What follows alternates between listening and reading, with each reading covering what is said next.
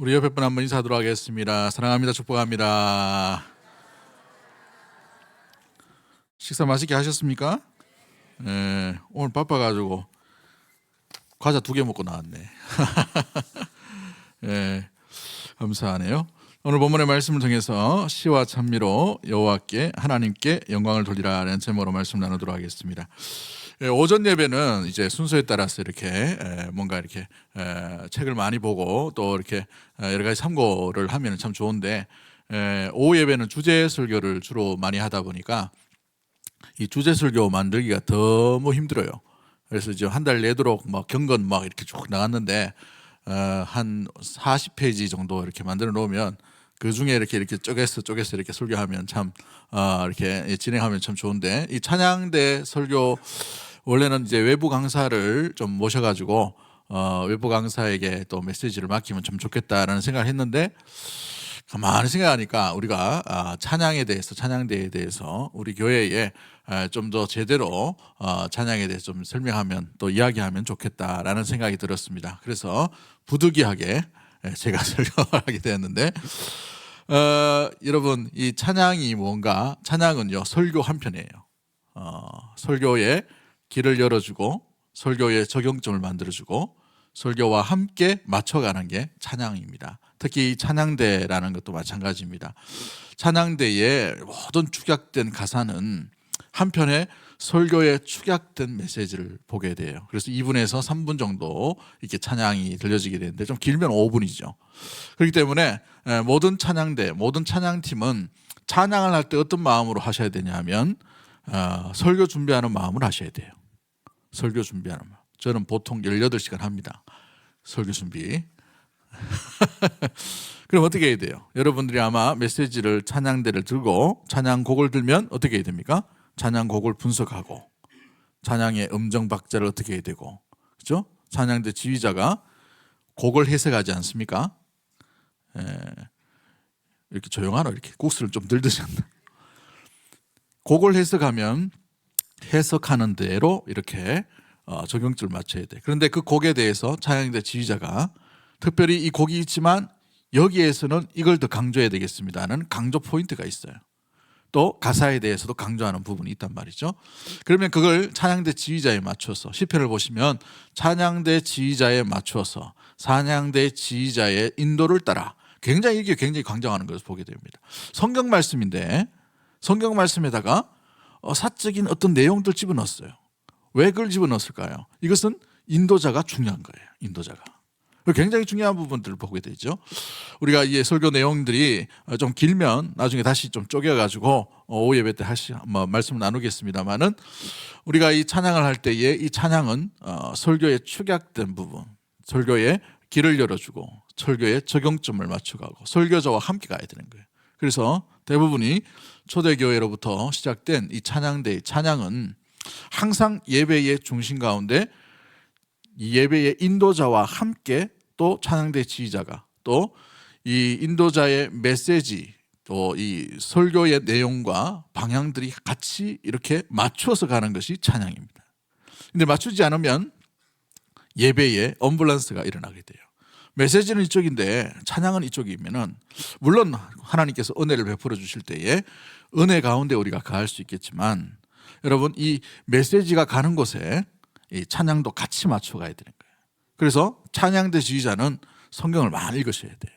찬양 대원들도 성경을 많이 읽으셔야 되고, 찬양대 대원이 은혜 받지 못하면 찬양은 엉뚱한 데로 흘러갈 수밖에 없는 것이죠. 그래서 찬양대는 또 설교자와 함께 같은 마음으로 쓴다라는 생각을 항상 잊지 않는 우리 찬양대와 찬양팀이 되기를 주의 이름으로 간절히 축복합니다. 아멘이 별로 없네요. 그죠? 네. 오늘 곡이 좀 어려운 곡인데, 그죠? 해석이 제대로 안 된 것 같아, 찬양대도. 여러분, 우리 사람은 음악과 함께 출생되는 것을 보게 돼요. 음악이 우리 일생 가운데 미치는 영향은 굉장히 많은 것을 보게 되죠. 사람은 태어나면서 어떻게 태어납니까? 제일 먼저 응앙하면서, 울면서 태어나죠. 울음소리, 소리를 내면서 노래 부르면서 태어나는 것을 보게 돼요. 그죠? 그래서 노래를 부르면서 태어난 인간은 노래해야 할 역사적 사명을 띠고 출발부터 시작되는 것을, 다 이게 노래 부르기 때문에 여기 다 앉아 계신 거예요. 그죠? 그런데 이것은 굉장히 성경적입니다. 왜냐하면 성경에 이사야 43장 21절 말씀에 뭐라고 되어 있습니까? 우리 같이 한번 읽어보겠습니다. 시작. 이 백성은 내가 나를 위하여 지었나니 나의 찬송을 부르게 하려 함이니라. 이 백성을 뭘 위해서 지었다고요? 나를 찬송하기 위해서 지었다고 되어 있어요. 찬송. 그래서 사람이 존재하는 목적은 뭐라고 되어 있습니까? 찬송을 부르는 것이에요. 찬송을 부르는 것이 사람이 존재하는, 특히 믿음의 성도의 부르심의 목적이라는 것이죠. 이 찬양 대원뿐만 아니라 여기 앉은 모든 사람들도 이 찬양을 부르시기 위해 우리 주님께서 우리를 불러주신 줄 믿습니다. 그러기에 찬양 대원이라 하지만 우리 모두가 해당되는 말씀, 메시지 가운데 있는 것을 보게 돼요. 사람의 존재 목적은 찬송을 부르기 위함이다. 시편 22편 3절 말씀에 어떻게 되어 있습니까? 시편 22편 3절 말씀에 이스라엘의 무엇 가운데 거하시는 주님이라고 되어 있어요. 찬송의 그 핵심 중간에, 그 내면 안에, 그 핵심 가운데 누가 계시느냐? 우리 하나님 계신다는 것이죠. 그래서 찬송을 들으시는 분이 누구? 하나님이시고, 찬송으로 영광 받으신 분도 하나님이시고, 찬송 중에도 임하시는 분이 하나님이시라는 사실이죠. 그래서 찬양은 하나님을 체험한 하나님의 자녀에게서 흘러나오게 되어 있어요. 하나님의 은혜를 체험한 자녀들을 통해서 흘러나오는 것이 찬양이라는 것이죠. 그래서 뭔가 쥐어짜거나 아니면 뭔가 강제로 해가지고 나오는 것이 찬양이 아니라 흘러넘치는 은혜, 흘러넘치는 주님께서 주시는 감사를 통해서 흘러나오는 것이 찬양이 되어야 하는 것이죠. 그래서 여기에 전제 조건이 뭐냐면 하나님을 전적으로 체험한 사람이 부를 수 있는 것이 찬양이라는 것입니다. 그래서 기독교의 우리 모든 찬양은 이 음정으로부터 시작되는 것이 아니라 가사로부터 시작돼요. 그 가사는 하나님을 만난 시작으로부터 시작되는 것을 보게 돼요. 창세기에 나온 찬양도 출애굽기에 나오는 찬양도 마찬가지입니다. 주님을 만났기 때문에 주님을 만난 그 은혜의 흔적들을 시로, 가사로 썼어요. 어떤 내면의 글로 썼단 말이죠. 글을 쓰다 보니 그 글에다가 음정을 붙이게 된 것이죠. 그 음정의 내용들은 지금 전달되지 않습니다만, 고대 히브리 이 어떤 찬양이기 때문에 전달되지 않았습니다만은 문화적으로 이렇게 흘러나오는 걸 유추하다 보면 굉장히 밝은 찬양이에요. 굉장히 밝은 찬양. 물론 오늘 우리 시대가 너무 힘들기 때문에 우울한 찬양, 위로하는 찬양이 또 많지만 찬양은 기본적으로 굉장히 밝은 것입니다. 왜냐? 하나님께서 밝으시기 때문에 그런 줄 믿습니다. 하나님께서 우리 가운데 함께 하시기 때문에, 빛이시기 때문에 그런 것이죠. 그러므로 항상 빛이신 하나님께 영광을 돌리기 위해 그 마음 가운데, 심령 가운데 밝은 마음, 밝은 준비, 내용, 그 양심을 가지고 온전히 부르는 것이 찬양이라는 것이에요. 여러분 한번 잘 보시면 출애굽기에 나오는 찬양을 보십시오. 홍해 사건으로 인하여 하나님을 만나게 되었어요. 그 만남의 반응으로 말미암아 뭐가 나타납니까? 미리암의 노래라고 이렇게 나오죠. 아론의 노래, 모세의 노래, 하나님의 종 모세의 노래가 흘러나옵니다. 가사만 남았어요 지금은. 그러나 그 가사로부터 시작되어서 하나님을 노래하는 찬양이 불러지고 있다는 사실인 것을 보게 됩니다. 여러분, 이 홍해 사건의 핵심이 뭐예요? 유월절 어린 양의 피입니다. 그 어린 양의 피가 상징하는 것이 무엇입니까? 예수 그리스도의 보혈이고 십자가의 사건이죠. 무엇보다도 예수 그리스도의 보혈로 말미암아 우리가 되살아났다, 다시 생명을 얻게 되었다, 새로운 피조물이 되었다. 여러분, 생명은 기쁜 것이고 즐거운 것이고 환하게 반겨주는 또 환영의 의미의 모습들을 보게 되죠. 그러므로 이 찬양이 밝아야 될 이유가 바로 여기에 있는 것입니다.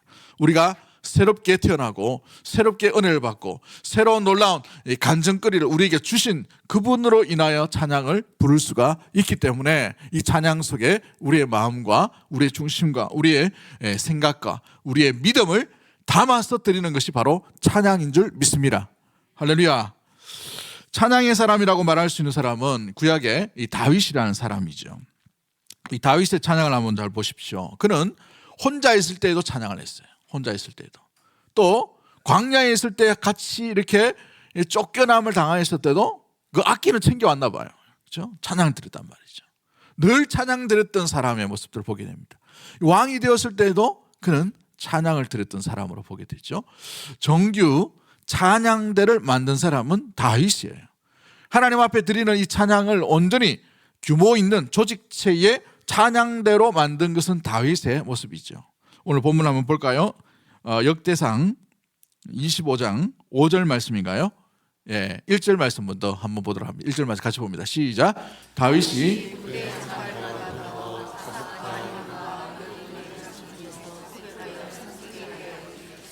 죽음과 비파와 재금을 잡아 신령한 노래를 하게 하였으니 그 직무대로 일하는 자의 수요가 이러하니라. 아멘. 여기 잘 보시면 단어를 보시면 여두둔의 자손 중에서 아삽과 헤만과 군대 장관들도 같이 있어요. 그죠? 더불어 아삽과 헤만과 여두둔의 자손, 이 세 자손 중에서 뭘 했다고 되어 있습니까? 구별하여 섬기겠다고 되어 있어요. 구별하여 섬기는데 뭐라고 되어 있어요? 수금과 비파와 재금, 신령한 노래. 오늘날의 이 찬양대 형성에는 기초에 이 어떤 조직체를 만들었어요.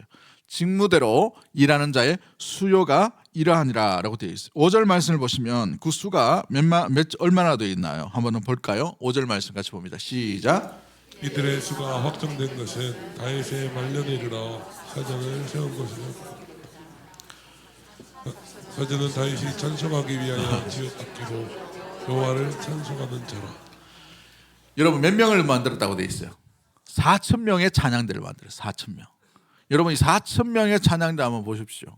물론 성전이 하나이기 때문에 모든 이스라엘 백성들이 다 모이는 그때에 4,000명. 이 4,000명이 이제 아마 순번제로 했을 것 같아요. 물론 특별한 날이 있으면 같이 모였겠지만 뭐 어떤 예배나 제사를 드릴 때에 4,000명이 순번제로 해가지고 이렇게 돌아가면서 이렇게 섬겼으리라 생각이 됩니다.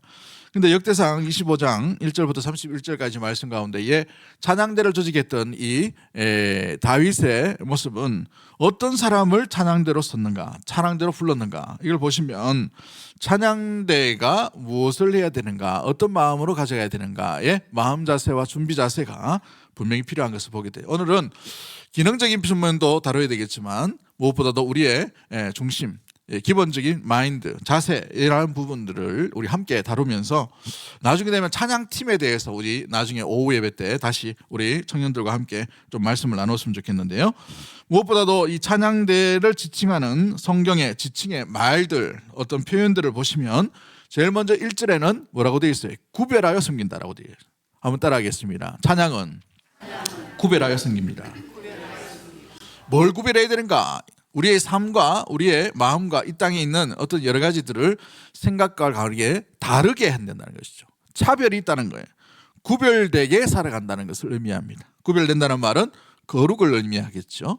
주님을 닮은 이 거룩의 마음을 가지고, 마인드를 가지고 행동과 생각을 가지고 섬기는 자들이 찬양입니다. 찬양을 한번 잘 보십시오.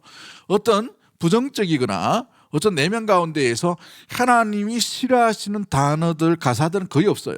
대부분 다 제거하고 온전히 하나님이 기뻐하시는 단어가 정제됨으로 드리는 것이 찬양입니다. 그러므로 찬양 드리는 자는 그 가사와 합해야 되셔야 돼요. 생각이 같아야 되고 마음이 같으셔야 된다는 말이죠. 하나님의 사랑을 얘기하는데 우리 속에 사랑이 없어요. 하나님의 자비를 이야기하는데 우리 안에 자비가 없어요.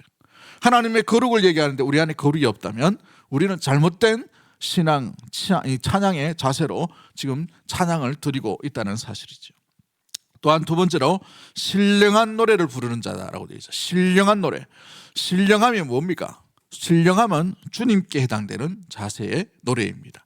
물론 좀 이따가 우리 살펴보겠지만 신령함은 주님께 향하는 단어, 어떤 거룩, 존귀함, 영광, 이게 바로 신령한 언어들, 신령한 단어들로 되어 있는 것을 보게 됩니다. 신령함의 단어들로 채워져 가는 것이 바로 이 찬양의 모습들인 것이죠. 또한 하나님 전에 노래하는 자들로 섬긴다라고 되어 있어요. 우리가 누구 앞에 예배드리고 누구 앞에 찬양을 드리는가? 전적으로 하나님이라는 사실이죠. 물론 찬양에는 두 가지의 의미가 있습니다만은 그러나 찬양을 들으시는 분이 누구라고 되어 있어요?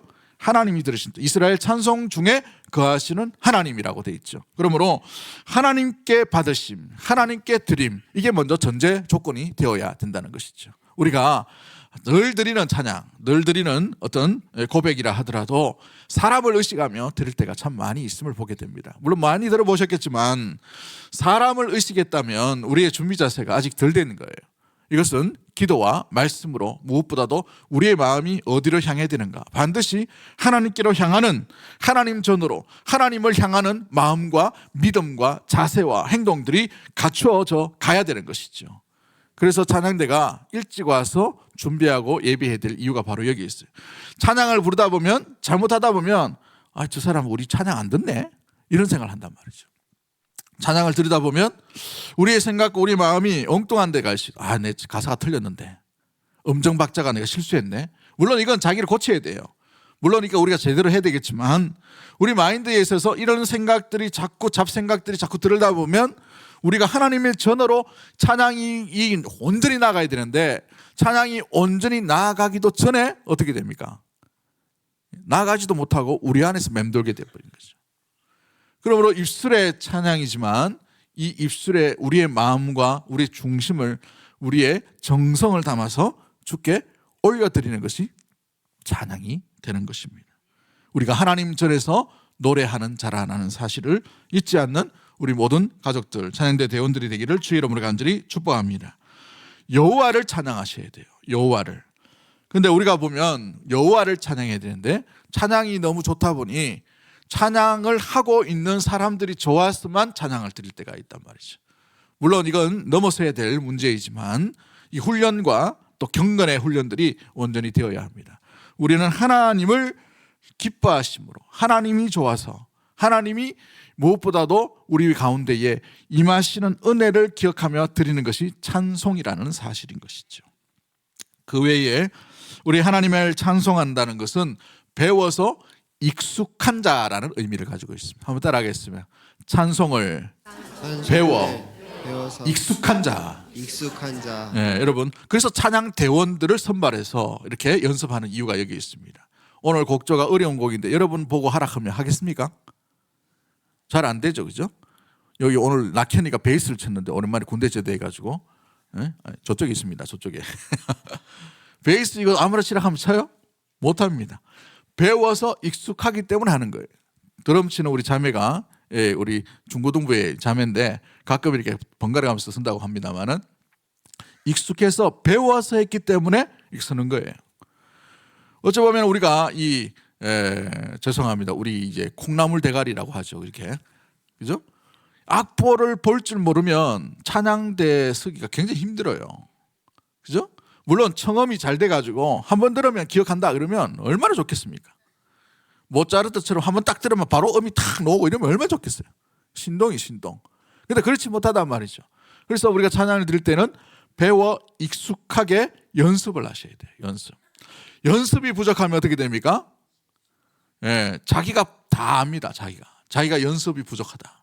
물론 우리가 은혜로 부르는 사람들이지만, 그러나 실력도 같이 갖추어 가야 되는 것이죠. 실력을 갖추기 위해서는 다른 이유가 필요 없어요. 뭐가 필요합니까? 연습. 근데 연습이 부족하면 어떻게 됩니까? 준비되지 못한 상태로 계속해서 반복해서 예배를 드리는 것이죠. 그러면 들으다 보면 이 정도 대충 해도 되겠네, 이런 생각이 든단 말이죠. 대충 해서 드리는 그 예배 가운데 대충 해서 받으시는 하나님이 얼마나 긍휼히 여기셔서 받으시겠지만, 그러나 우리가 계속 그러면 안 된다는 말이에요. 찬양대 대원이라는 것은 무엇보다도 그 파트에서, 자기 파트에서 그래도 수십 번의 연습과 마음의 준비를 하고 올라가셔야 돼요. 근데 이게 준비되지 아니고 헉헉대면서 막 이렇게 온다는 것은 굉장히 준비되지 못한 예배 가운데 온다는 것이죠. 목사가 설교를 하는데, 설교 준비하면서 설교 강단에 올라가요. 강단에 올라가는데 설교 시간 딱 맞춰가지고, 설교 시간은 이제 사회자 딱 보고 그 시간 딱 맞춰서 딱 온다. 여러분, 은혜가 되겠습니까? 이거 안 돼요. 그런데 하다 보니까 막 설교도 엉뚱한 대로 막 흘러가고, 그죠? A 이야기했다가 Z 얘기했다가 막 동분서주하고, 그죠? 이렇게 되면 어떻게 돼요? 설교에 귀를 기울 수 없단 말이죠. 찬양도 똑같습니다. 찬양에 여러분 스스로가 은혜 받지 못하고, 여러분 스스로가 훈련되지 못하고, 여러분 스스로가 익숙하지 못하면, 여러분이 익숙하지 못한 찬양을 누가 들으라는 거예요? 하나님 들으시겠습니까? 아니에요.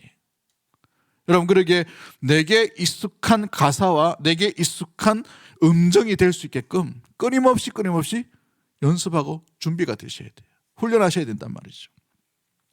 예배 올 때에도 마찬가지입니다. 준비된 자세로 오셔야 돼요. 헐레벌떡 뛰어온다는 것은 있지 않는 것이죠. 예배 드릴 때 모든 성도들은 10분 전에 다 와가 앉아 있는데 찬양대는 막 10분 돼도 안 내려와. 응? 그럼 어떻게 돼요? 불안하지, 불안해. 성도들이 왜 안 내려오나? 저 어디 갔나? 뭐, 화장실 갔나? 온갖 생각이 나든단 말이죠. 여러분 기억하십시오. 모든 준비는 10분 전에 다 끝내놔야 돼. 10분 전인데도 설교자가 안 와. 9시 예배 딱 시작했는데 9시인데도 설교자가 9시 5분 딱 남겨놓고 딱 끌어오면은 어떻게 될까요? 똑같습니다. 여러분 찬양은 설교하듯이 하셔야 돼요. 설교에 준비된 마음을 가지고 하셔야 된단 말이죠. 다음 주에 더 찬양대 쓸 사람 없을라 또. 마음이라는 거예요. 마인드. 물론 우리가 시간이 없기 때문에 준비할 수가 없어요. 그러나 최소한 여러분 우리 지휘자가 아니면 파트장이 이번에는 이거 이렇게 좀 집에서 연구해 오고 그걸 좀 이렇게 해석을 하고 읽어 오십시오 하면은 그 이야기 그 내용들 가운데 충분하게 집에서도 준비되고 오셔야 돼요. 왜냐하면 우리 모여 있는 시간이 한정되어 있기 때문에 그렇죠. 옛날 우리가 농경시대나 아니면 사회가 이렇게 바쁘지 않을 때에는 찬양대 대원 연습 시간도 토요일 날 있어요. 기억하십니까? 저희도 토요일 날 있어요. 토요일 날 다 준비하고. 그러다 보니 시간이 많아요. 기도할 시간도 되고 뭐 준비할 시간도 되고 밥도 먹고 뭐도 하고 다 하죠. 그러다 보니 여유가 있고 부르다 보니까 은혜도 되는 거예요. 그러니까 시간이 없는데 시간을 낼 수가 없는 상황이야. 그럼 어떻게 해야 되겠습니까? 시간을 계산하고 쪼개서 사용하셔야 돼요. 시간을 잘 관리하셔야 됩니다. 찬양대 대원은 그 주어진 시간들도 잘 관리하셔야 돼요.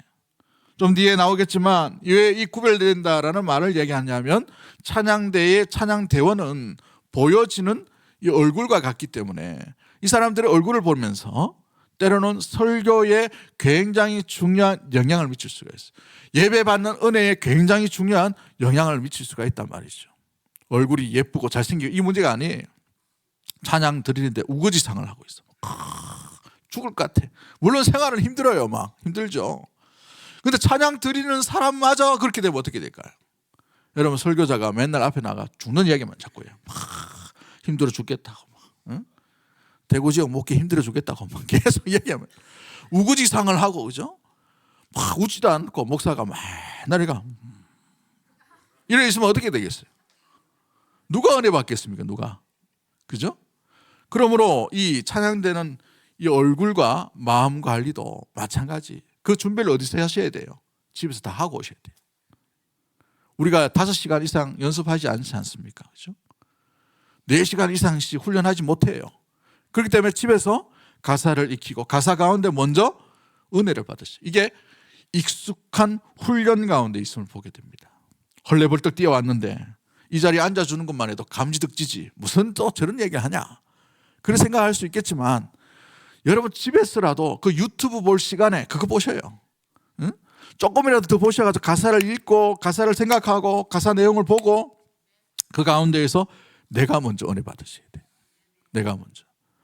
제가 몇 년 전에 설교할 때도 계속 얘기했죠.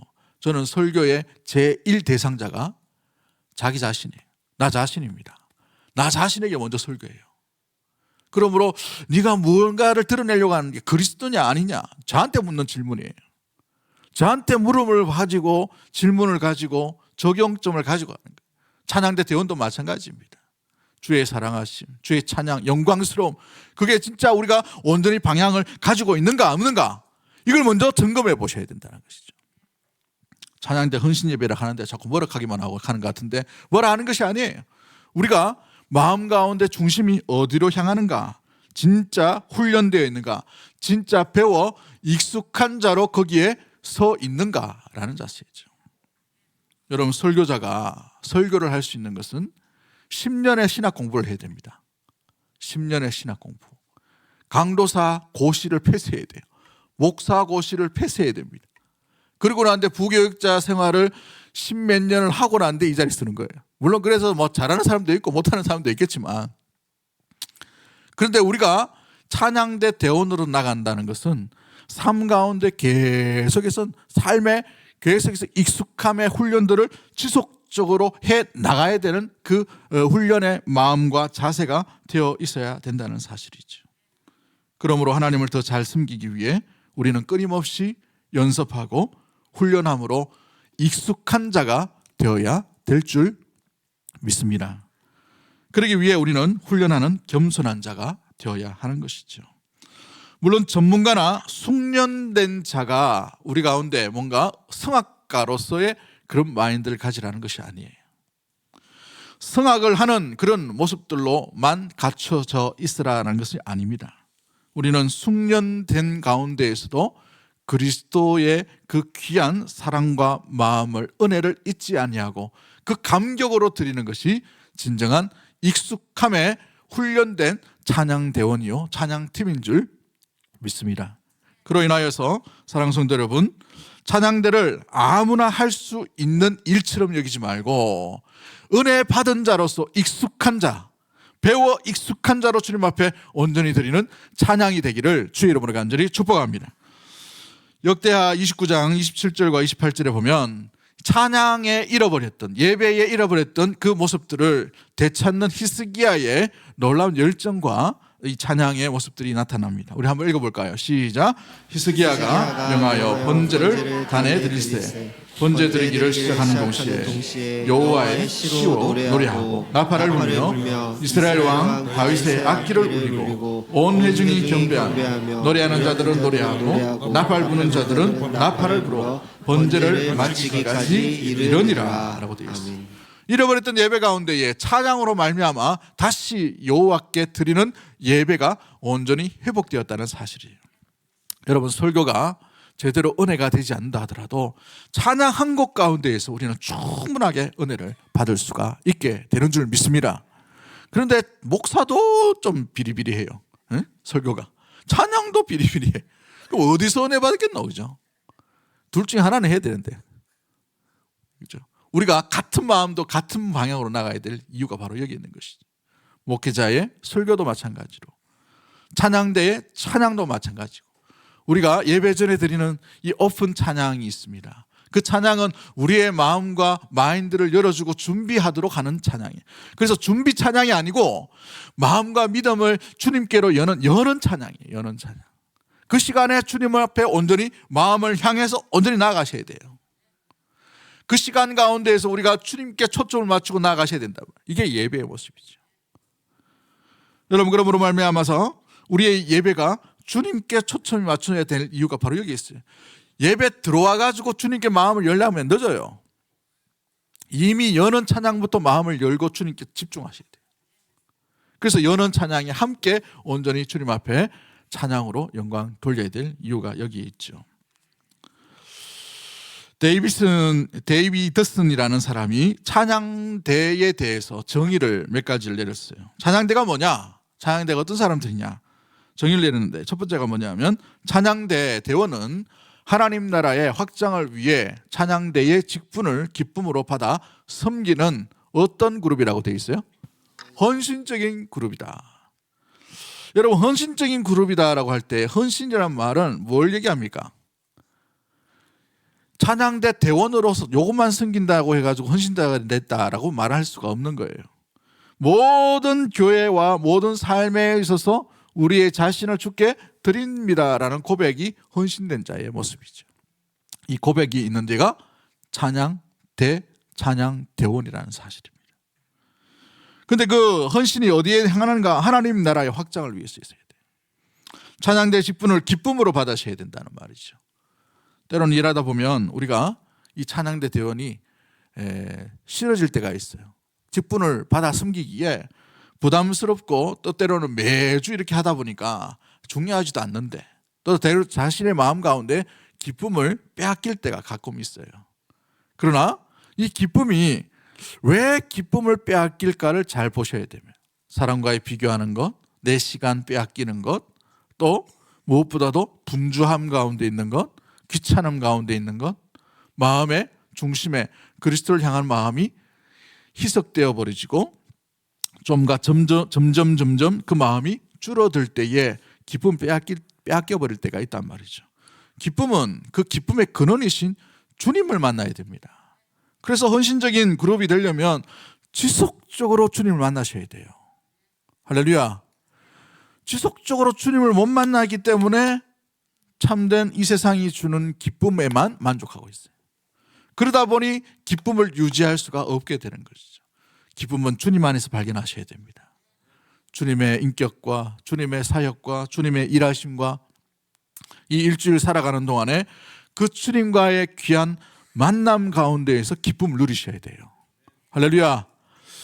그러면 우리가 이 귀한 헌신적인 그룹으로서 온전히 더 잘 섬길 수가 있게 되는 것이죠. 두 번째 의미가 뭐냐면 예배드리는 회중의 일부로서 찬송 부르기와 또 찬송가 부르기와 예배에 있어서 지도적 역할을 감당하는 리더십 그룹이다라고 되어 있어요. 무슨 그룹이라고요?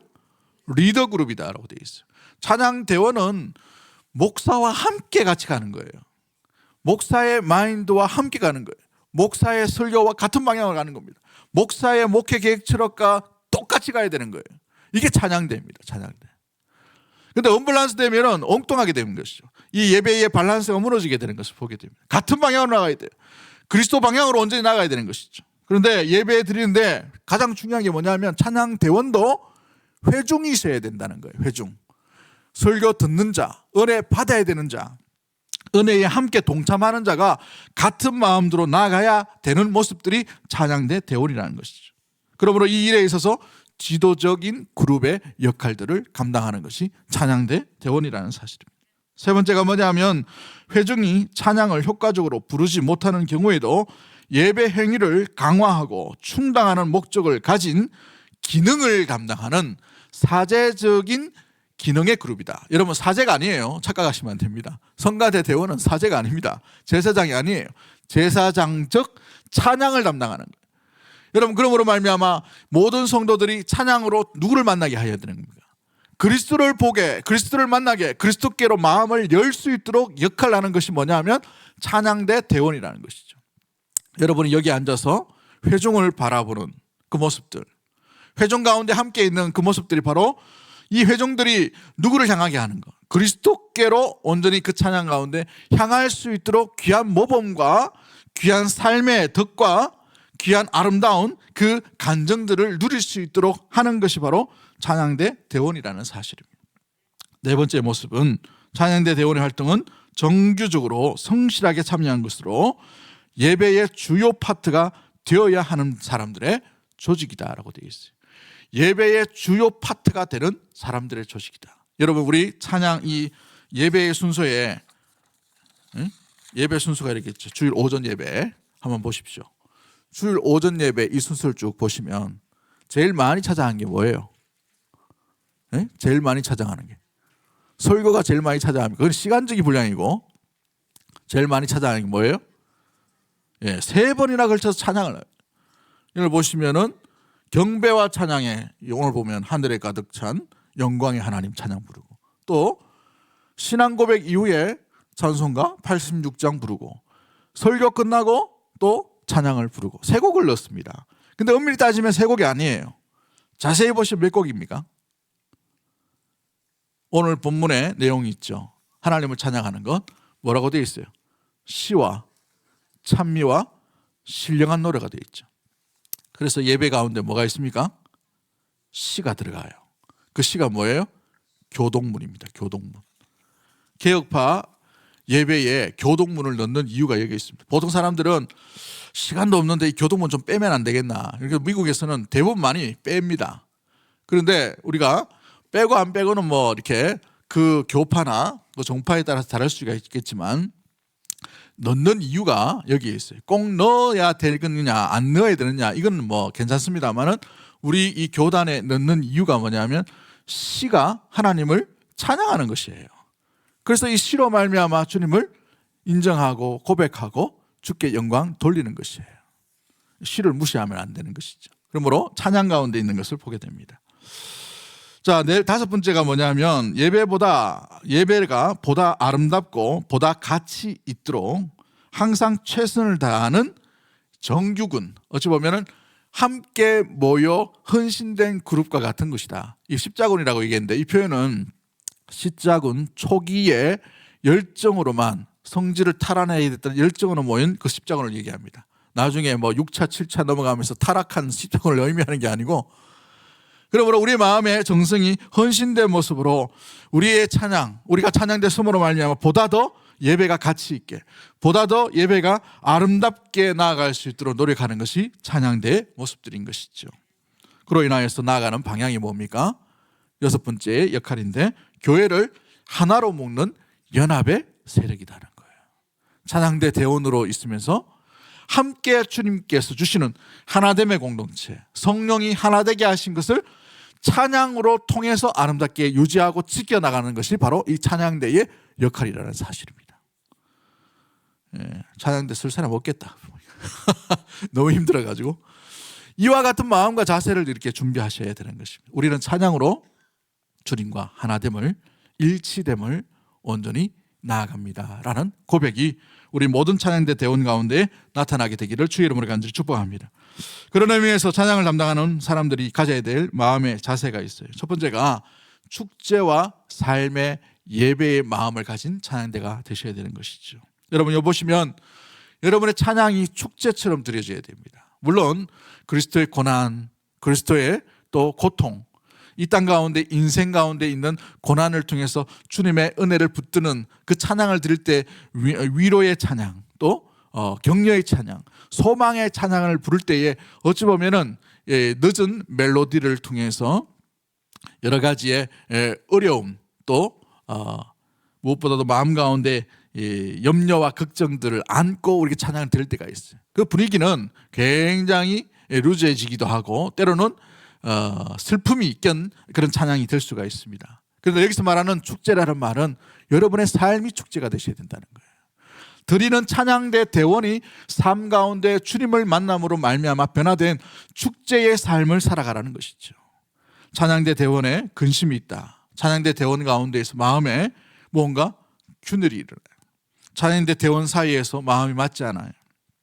찬양 드리다 보면 소프라노 저거 오늘 또 왜 저렇게 별나노? 이렇게 되는 거예요. 엘토 저거는 왜 이렇게 소리도 안 나오노? 이런 여러 가지 찬양대 대원 안에서의 불협 화음들이 드러날 때에는 찬양이 하나됨으로 나가지 못하고 축제처럼 삶으로 온전히 예배드리지 못하게 되는 것이죠. 때로는 지휘자가 마음에 들지 못할 때가 있어요. 반주자가 반주하는 마음대로 막 피를 받아가지고 막 할 때 찬양대 지휘자와 반주자가 심각하게 싸울 때가 있어요. 다른 교회 보니까 찬양대 지휘자하고 찬양대 반주자가 막 대판 싸우더라고. 막 맨날 싸워. 안 맞는 거예요. 막 이렇게 밸런스가 안 맞으니까. 우리는 참 감사하게 잘 맞으신 것 같아요. 그래서 부부가 된 것 같아요. 여러분, 그럴 때에 우리 가운데에서 이 찬양대 대원은요, 하나됨을 항상 지키고 나가야 될 의지와 결단을 가지셔야 돼요. 내 얼굴과 내 마인드와 내 몸과 내 육체와 내 말과 내 모든 상김새를 통해서 주님이 영광 받으실 수 있도록 내 삶이 축제처럼, 내 삶이 온전한 예배자의 모습들로 나아가야 되는 모습들을 보게 되죠. 찬양대가 외형적인 모습들 가운데서 은혜를 찾으시면 안 됩니다. 숫자가 많고 유명한 성악자가 배치가 많이 되고 뭔가 전문가들이 많아진다고 좋은 찬양대가 될 수가 있는 것은 아니에요. 그 속에 예수 그리스도를 향하는 그 마음의 삶의 준비가 되어 있는가, 그 속에서 찬양대는 진짜 실력이 온전히 드러나게 되는 줄 믿습니다. 이게 주님께서 기뻐하시는 참된 익숙함에 훈련된 자이죠. 그러므로 사랑과 신뢰가 바탕되어 있는 찬양의 모습으로 나아가는 것이 찬양대 대원의 가장 훌륭한 모습들로 갖춰주는 자세의 모습인 것이죠. 교회는 그리스도의 몸입니다. 그러기에 그리스도의 몸이기 때문에 그리스도의 몸의 영광으로 온전히 올려드릴 수 있는 그런 기능적인 역할들을 하는 것이 찬양대 대원이라는 사실이에요. 요즘 때로는 찬양이 음악 자체의 목적을 가지고 있는 그런 곳도 있는 것을 보게 돼요. 음악 자체. 여러분, 음악 자체가 아니라 그리스도 자체가 되셔야 돼요. 할렐루야. 찬양의 중심은 그리스도 자체가 되셔야 돼요. 가사를 읽지 아니하고 가사에 심취되지 아니하고 가사와 하나 되지 않는 가운데 가사의 은혜도 되지 아니하고 가사와 전혀 상관이 없는 기능적인 그런 노래만 부른다면 그 TV에 나오는 노래하고 별반 차이가 없어요. 우리의 찬양은 그리스도를 향하고 그리스도를 만남으로 말미암아 그리스도께 영광을 돌리는 것이 바로 이 찬양의 모습인 줄 믿습니다. 그러기에 우리의 찬양, 내가 드리는 이 찬양이 음악 자체에 머물러 있는가, 그리스도께 향하고 있는가를 항상 점검해 보셔야 돼요. 음악적 표현은 그리스도를 온전히 드러내는 그런 수단이 되셔야 한다는 사실이죠. 또 때로는 이 찬양대 가운데에서 돈이 목적이 될 때가 간혹 있음을 보게 됩니다. 돈 목적으로 이 찬양대에 쓴다는. 이것은요, 어찌 보면은 돈과 이 찬양대 운영과 뗄래야 뗄 수는 없지만 돈은 목적이 되면 안 돼요. 내가 돈 때문에 이 찬양대 섬긴다, 이렇게 되면 안 된단 말이죠. 돈이 있지만 그러나 이것은 수단이 되셔야 돼요. 수단으로 말미암아 주께 영광 돌릴 수 있는 귀한 통로가 될 수 있기 때문에 내가 이 자리에 있다, 이런 생각을 하셔야 된단 말이죠. 전문가들을 보면 우리가 때로는 이 페이 때문에 굉장히 고민하고 갈등을 일으키는 사람들이 참 많이 있습니다. 그러나 이 페이 이전에 가장 중요한, 우리를 위해 고통당하신 이 페이 당하신 우리 예수 그리스도를 온전히 생각함으로 말미암아 그리스도께로 향할 수 있는 우리 믿음의 모든 가족들이 되기를 주의 이름으로 간절히 축복합니다. 하나님의 일은 자본주의 원리로 세워질 수가 없는 거예요. 이 자본주의를 뛰어넘는 놀라운 자발적이고 또 감격 가운데 드러나는 것이 찬양이 되어야 한다는 사실이죠. 그래서 두 번째 의미로 복음에 응답하는 찬양대가 되셔야 된다는 것입니다. 복음에 응답하는 삶. 우리의 찬양이 복음에 응답하는 삶으로 드러나는 찬양인가 아닌가 점검해 보셔야 되는 것이죠. 그러기에 복음에 합당한 삶, 복음에 응답한 그런 삶이란 말은 무엇입니까? 특권의식을 가지지 않는 거예요. 찬양대 대원이라 하더라도 여러분 여기 보시면은 아무도 가운 입지 않는데 유일하게 가운 입는, 개신교에 유일하게 가운 입는 사람들이 누구예요 지금? 찬양대 대원이에요. 이 가운이 무서워요. 그래서 어느 개신교의 우리 개혁교파에도 가운 입는 목사님들 참 많이 있습니다. 가운 입고 설교하는 거하고 가운 벗고 설교하는 게 굉장히 권위적인 부분에서 차이가 좀 있다고 생각해가지고 굉장히 가운을 많이 입어요. 입든 안 입든 자유입니다만은 중요한 것은 우리가 특권의식을 가지면 안 된단 말이에요. 이 가운을 입었다는 말은 더 우리가 그리스도 안에서 더 겸손해야 된다는 것을 항상 잊지 않는 우리 귀한 믿음의 모든 가족들이 되기를 주의 이름으로 간절히 축복합니다. 저도 이 가운이면 참 좋습니다. 왜냐하면 가운 입을 때 양복을 벗고 넥타이는 아무거나 매도 되고 와이셔츠도 뭐 아무거나 입어도 되는데 양복을 입으면 꼭 이렇게 다 이렇게 점검을 해야 되잖아요. 가운 입으면 좋아요. 근데 가운을 벗는다는 말은 뭡니까? 더 좀 가까이 성도들과 함께 나아가기 위해 가운을 벗는 의미입니다. 가운을 입든 벗든 이게 중요한 것이 아닙니다. 그러나 우리에게 중요한 것은 무엇입니까?